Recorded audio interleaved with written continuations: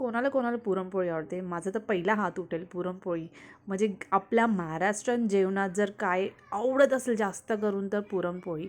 आणि पुरणपोळी आणि आपण जसं आमटी खातो, आपण दुधाबर खातो, गुळवणीवर खातो, तुपावर खातो. पण कधी-कधी ना आम्ही लहानपणी काय करायचो, होळीच्या दिवशी सकाळी जी शिळी पोळी असते ना, ती आम्ही चहाबरोबर खायचो. इतकं छान लागायचं, इतकं छान लागायचं. एवढे तोंडात मेल्ट व्हायची ती पुरणपोळी ना. तर यावेळेस मी पण ट्राय केलं आहे आणि खरंच खूप छान झाले होते. खूप म्हणजे खूप मला असं विश्वासच नाही होत होता, की हे मी बनवलं. पोळी फुगली ना तर बस संपला विषय. म्हणजे तुमची पुरणपोळी खूपच छान झाली आहे.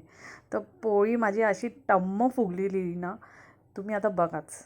मला तर लिटरली असं झालं की वॉव! खरंच मी छान पुरणपोळी बनवू शकते. यावेळीची सगळ्यात बेस्ट पुरणपोळी होती आणि खरंच खूप छान झाली होती. तुम्ही माझं एक्सप्रेशन बघू शकता आणि मी हे चहावर पुरणपोळी खाल्ली होती.